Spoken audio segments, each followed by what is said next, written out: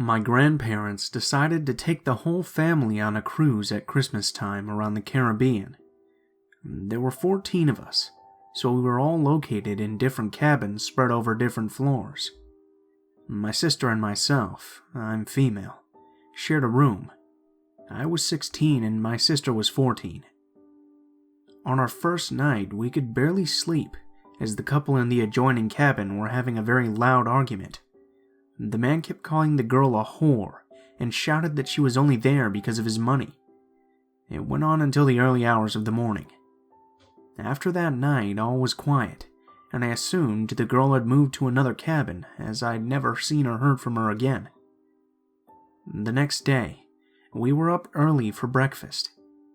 I was keen to explore the ship, and my sister was taking a while to get ready. I thought that if I waited in the corridor, that I would encourage her to hurry up. While I was waiting in the corridor, I heard the next door opening, and I couldn't help but look to see who the man was that had been doing all of that shouting. He looked at me, and his eyes lit up straight away. This horrible feeling came over me. This feeling I now know is gut instinct. I just knew from the way that he looked at me that it was bad news. He looked to be in his 40s and looked normal, but I couldn't stop the shivers from traveling up my spine. He said hello, but all I could manage was a faint smile. I decided I'd head back into the room. As I was chapping on the door, the man was walking down the corridor to the elevators, but repeatedly looked back to look at me. From that point on, he seemed to be everywhere. In the dining room at lunch, he would sit close by. At the pool, he would be only a few loungers along. A couple of times I got in elevators, only to have him run in behind me, even though I hadn't seen him around before I'd entered the lift. Luckily, though I wasn't with my family, there had always been other people in the lift when he ran in. All he did was stand and stare at me, and I would get shivers down my back. The first couple of days I tried to ignore it. I had always gotten attention from boys. I tried to just brush it off as a bit of attention, but something didn't seem right. Especially since the ship we were on was massive, and there were so many people on board, I started to find it hard to believe that he would just randomly bump into me. We had told my mom and dad, and the others about the argument in the other room from the first night, but I couldn't bring myself to say anything about the man following me. I felt embarrassed. Silly, I know. Near the end of the week, I wanted to leave the pool and get changed to go watch a movie with my cousins. My sister wanted to stay at the pool, so I headed to the room by myself. When I got into the elevator with another few people, I noticed the man sneak in at the end, and all I could feel was dread as he stared at me. The other people on the lift got off at our stop, but went in another direction. As I walked down the corridor to my room, I could feel the man's eyes on the back of my neck. I quickly sped up and hurried to my room. A minute passed and there was a knock at my door. Immediately, I knew it was him. There had been no one else in the corridor. The knocks continued as I panicked on what I should do. I thought I would have to answer the door because he had watched me enter and knew I was there. I answered the door, and the man had the creepiest smile on his face. "Hey, sweet thing. I'm locked out of my room. Can I come in and use your phone?" I knew he was lying, so I quickly thought of something to get out of the situation. "Sorry, our phone isn't working," I said as I tried to shut the door. "Oh, fuck. You're Scottish?" he asked in a surprised voice. I mumbled something in agreement, shutting the door, but he stuck his foot in. I decided to use all of my strength and batter the door against his foot. He cried out in pain, but put his other foot in place. "Hey, I just need to come in for a minute," he kept shouting at me. I told him he could just go to reception and continued to try to shut the door, and the panic was flooding through me. The next minute, I heard someone say, "Jess, what's going on?" With relief, I realized it was my older male cousin, Jonathan, coming by so we could watch the film. "Hey, who are you?" Jonathan shouted at the man. "Oh, sorry, I didn't realize you were Scottish. I thought I knew your friend from back in the US, the guy mumbled. It's just a little misunderstanding. He hopped away and proceeded to enter his room. We left the next morning and I didn't see him again. But I'll never forget that creepy expression he had on his face every time he looked at me. It makes me sick to my stomach.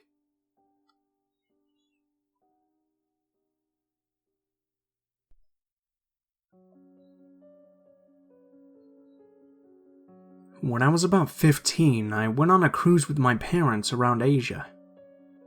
One night, I was making my way back to the kids' club. My mom insisted that I join so I could meet new people, after changing into my swimsuit at my cabin. It was around midnight, and since 90% of the people on the ship were elderly, they were already in bed, so everywhere I went was empty.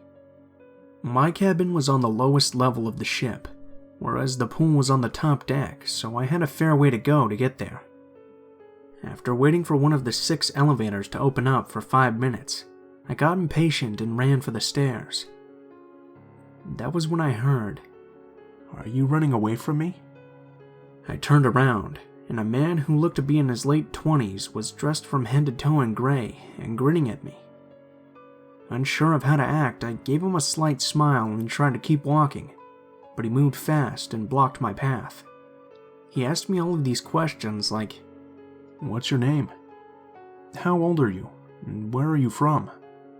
Why are you so uncomfortable around me?" But I managed to lie and say my parents were waiting for me, and before he answered, I walked away, then ran when I couldn't see him anymore. At about 1:30 to 2, I said goodbye to my new friends and started to head towards the stairs again. And guess who I ran into? The man was coming up the stairs when I was about to go down, and as soon as he spotted me, he grinned. He was purposefully blocking my way, and his questions were getting more and more personal. He kept telling me I had a pretty smile and that I was beautiful, and he offered to walk me to my cabin. At this point, my gut was telling me to get away fast. That was the second time I ran into him, and it was on the same floor. I began to think that his cabin was on that floor, and was worrying what he would do. Every time he said something, I replied with, "I have to go," and eventually I could see he was getting angry. And this went on for several minutes. More questions, more compliments, even some touching. And he hit the wall beside us once when I wasn't giving him the answers he wanted, but then he took a deep breath and smiled at me. I was beginning to get really scared, so I turned around, ran through the glass doors behind me to the pool deck, and collided with one of the boys from the club. I began to panic, convinced the man was coming after me. I was talking too fast and hyperventilating, and my friend had no idea what was going on. I turned around to point to the man, but he wasn't there anymore. I told my parents what happened, which led to my dad walking me to the club every night.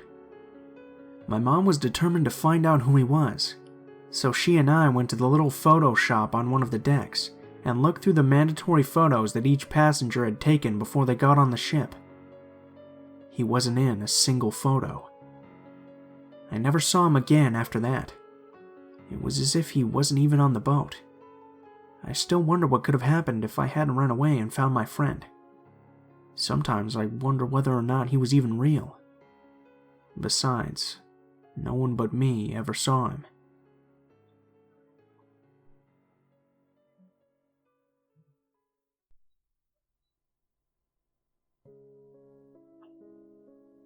When I was around 10 years old, my family took a trip to Egypt. It was a sort of half-cruise down the Nile. We would stay often in various spots to check things out, and I don't think we honestly actually traveled on the boat very far. It's where our rooms were, though. My memory is a bit shaky on the finer parts, as it was almost 20 years ago, but I do remember lots of the cool things we went to see and do. The Great Pyramids, riding a camel, museums, mummies, and that sort of thing. but I also remember a lot of not-so-fun things. Like the tour guide telling my family that my mother and I could never be by ourselves without either our male family members or others from the tour group. They told us that men in the country would see a single woman as someone seeking sex, as they wouldn't travel alone otherwise. Or the man offering my father a herd of camels for me, and a bit less for my mother as she was older. On top of the ship we were staying at, there was a swimming pool. One morning, as I was using it, sporting a one-piece bathing suit, there was a boat driving past where we were moored, full of men. They were hooting and hollering, applauding and making a general ruckus as they could see me, and I put on theatrics because of it, diving into the pool, strutting around and loving the attention. I cringe at this now. Years later, my mother would tell me how in a store selling souvenirs on the shore, she was groped by the seller. He was placing a necklace on her and gave one of her breasts a really invasive feel. She told my father and he shrugged it off at the time, and she was still mad at him over it. To this day, I remember the one morning my parents went to go watch the sunrise over the desert. It required a very early wake-up, and my brother and I declined to go. So while my parents were out in the desert looking at the sun, my brother was still sleeping. I decided to go to the pool. This may be the same day that I was catcalled since I was at the pool area by myself, but I'm not 100% sure I remember. I do remember though that on the top of the ship, there was a hatch going down one level near the pool. That day I eyed it and decided I had to know where it went. It was easy to open, and I climbed down a short ladder to the deck below. This deck was still open to the outside, with doors leading to compartments and such. The way the boat was moored, we were a couple of ships out from the port. And to get off the boat, you'd have to traverse the other ships in between, but I think this was a normal thing. They were all lined up together, and the travelers would simply disembark by going through the various ships until reaching shore. I went right when I reached the bottom, noticing the major differences from the other areas of the boat I had been on. The area was dirtier, and there were ropes and other types of junk lying around. I found where the kitchens were, and stood a while looking through the window. I remember it seemingly rather gross looking in there, which redoubled my desire to never eat there. My family had already decided not to eat on the boat when a waiter visibly sweated into the soups he served us. I went back towards where the ladder was, then continued a bit to the left. From this vantage point, I could see all the ships between ours and the shore. I think there was around 3 or 4 total. I noticed on the far ship that a man was hopping over the railings and coming towards me, one boat at a time. This is versus coming through the main area, which had been set up for the tourists to easily get through all of the ships to get to shore. I backed up a bit, back towards the ladder, as I realized he was making a beeline towards me. He came over the railing, and I don't remember what exactly he said to me, but it was an introduction in heavily accented English. He asked me if I wanted to party. I was a little confused. In my head, party is when my parents had friends over and lots of music and dancing. I liked parties because sometimes I got to stay up late and dance too. I don't remember exactly how he convinced me, but I remember standing in the open doorway to the cabin where he was inviting me in. It smelled like smoke, and there was a haze all throughout the room. 3 men in the traditional garb, I don't know what it's called, the long flowing dress shirts they like to wear with the headgear as well, sitting and smiling at me, waving their hands, a hookah nearby them, bottles everywhere. Outside the room, the sun was shining, and everything was bright and lit up. In there was an underlying smell I couldn't place. Smoke drifting, and the blinds were all shut, giving the room a reddish tinge. Out of everything, that memory is the most vivid. I remember looking up at the smiling mustached man standing in the doorway. He wasn't intimidating, a bit scrawny. He had a good smile that didn't seem off. My little prepubescent brain did light up though. It went, I'm pretty sure this is not one of those situations I'm supposed to be in, and I really need to go right now. So I booked it. I turned tail and skedaddled to the ladder. I didn't look back a single time, just got up the ladder as fast as I could and ran back to our room. My brother was in where he was still sleeping. I told my parents after they returned. They filed a complaint, but nothing ever came of it. The room in question was a crew member's lounge or something, and I never saw any of those guys again. My parents left Egypt disgruntled, and I never really thought about it again until a few years later when I was older. Would I be dead by now? Sold into a sex ring? Married to some Egyptian guy with a bunch of kids by now? It makes me shudder to even think about it. And I'm very grateful that my school did cover a little about stranger danger. It was enough to make me reject that very friendly guy and realize this was a bad situation for me to be in.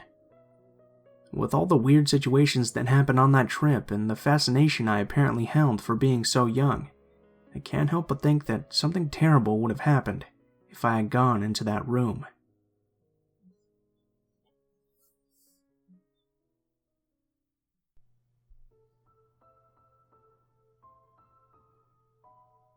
What is up, guys? Blue Spooky here, as always.